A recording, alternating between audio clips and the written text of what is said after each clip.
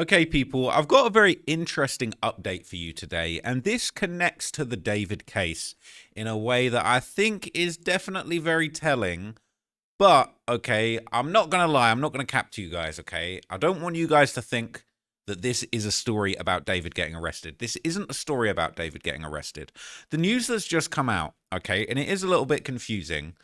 The news that's just come out says that KTLA reports an arrest. Now, look, this is just a snippet from the article. Okay, I'll tell you what this article says, and then I'll explain to you what's really going on. All right, it says officials of the Los Angeles Police Department announced the arrest of a 52-year-old woman in connection with the death of Celeste Rivas Hernandez, who was discovered dismembered in the trunk of a Tesla registered to multi-platinum R&B singer David. Sandra Romero Diaz, a resident of Los Angeles, was arrested on September 16th after search warrants were executed at multiple locations, police said in a news release.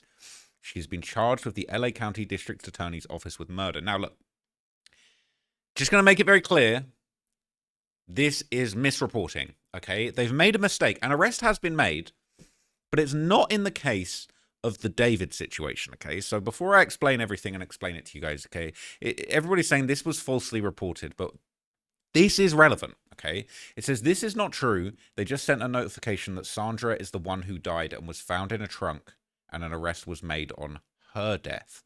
This has nothing to do with Celeste, sadly, but also RIP to this poor woman, okay? KTLA did a correction, so fair play to them, okay? But this is what's important here. This relates to the other body, the one burned in a trunk of a different car. Don't know why they decided to include it alongside this article, though. I think they got their stories mixed up since they both relate to bodies being found in a car, okay? People are saying this isn't about Celeste's case, okay? It's related to a body, okay, that was found in a car in South LA. It's a different story, okay? It's a completely different story, but it is another case where a woman was found dead inside the trunk of a car, okay?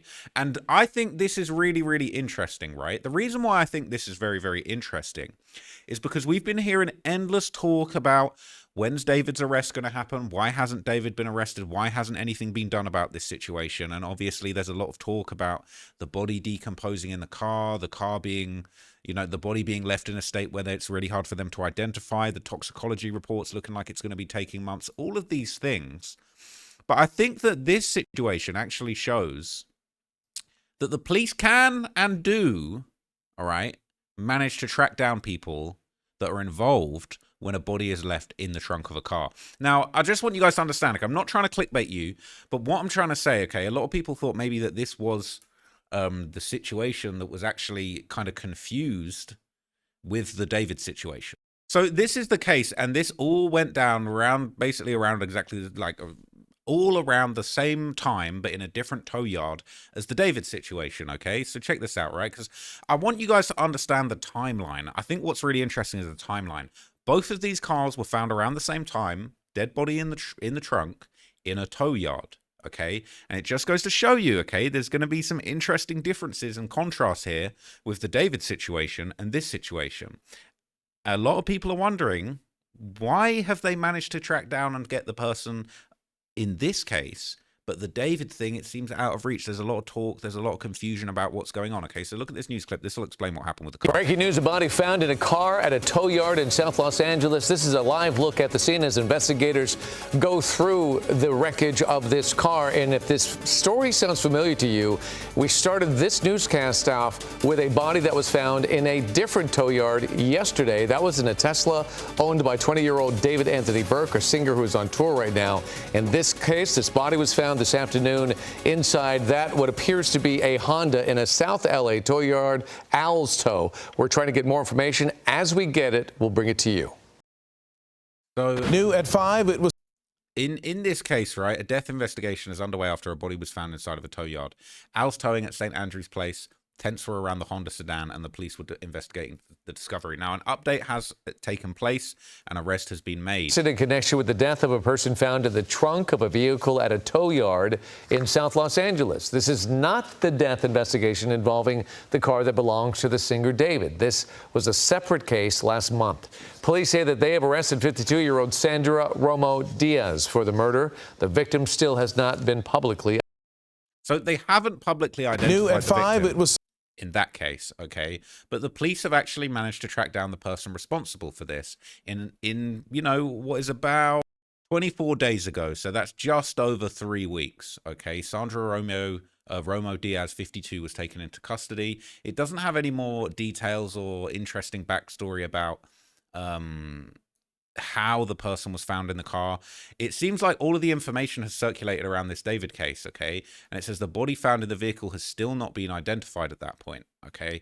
So this situation, I think, really stands out to me, okay? Because it shows that there's other circumstances, other situations where the police are indeed able to find evidence and basically prove, at least in their opinion, that they're actually making an arrest for murder. This is actually a murder arrest. It's not desecration of a corpse. It's not anything. It's just straight up 24 days from the body being found, and somebody is officially being arrested for murder. So it sparks the question, what's taking so long in the David situation? Is it a case that there's actually just way more evidence, way more backstory to get through in the David situation? I mean, we've been seeing these mountains of evidence, these crazy posts from Discord, all of these old songs, all of these weird pictures that seemingly show David with the victim. It makes you wonder, have the police seen something that actually might convince them that David isn't the person responsible? Because as we can see from this contrasting case, okay, it is possible within 24 days for them to get the evidence together and prove at least enough to make a murder charge that somebody is actually responsible for this body being put in the car that ended up in the tow yard. Now, I would really love to know some more details, like some more backstory and details about this case. I'd love to do a bit more of an in-depth analysis, but I think the reason why it's so difficult, I've really struggled to find information about this case because the person who died still hasn't been identified. All we found out now is the name of this person who's been arrested for it, but we're not getting any of this backstory. And it really just goes to show you how different things play out when you've got a celebrity involved. A lot of people have been drawing parallels between the David situation to the O.J. Simpson case, and a lot of people saying, David's allegedly hiring the top attorneys in Los Angeles, Hollywood fixers. There's rumors that, maybe there's a lot of damage control going on social media, alternative narratives being spread around. It's possible that the police are actually aware of these kind of activities and that they're actually thinking, okay, we really, really are up against a serious challenge here. We need to actually get together a much more comprehensive breakdown. I mean, look, I'm not even trying to be disrespectful or kind of point out anything that's not relevant. But something that I do think is interesting is when you consider this a case of somebody who, the David case, somebody who's incredibly wealthy. Okay, they've got a lot of connections, they've got a lot of money behind them. They're in a position where they can put up a much more serious defense to these charges. And I think one of the things that actually maybe just makes this a stark contrast is the cars that were found, okay? If you look at the difference, I mean, this is a bigger societal question that we're bringing to the table here, okay? In this case, I'm not trying to be disrespectful, but this is a more of a clapped out Honda, okay, that the body's been found in, okay? These are people probably from a less fortunate socioeconomic situation. Well, not even a less fortunate economic situation than David's in. David, we've got a body being found in a $100,000 Tesla, okay? It just goes to show you that these are two different cases, okay, very similar, bodies being found in cars, but they're two different sets of people from very different walks of life, from very different levels of the social and financial hierarchy in Los Angeles. And I think this is going to be really interesting to watch play out because I want to actually follow this case closely as well and see how quickly it ends up getting prosecuted, how much evidence the police actually had for them to be able to say, okay, we're actually going to put murder charges on this person who's actually also been found with a body in their car. And contrast and compare that to the David situation.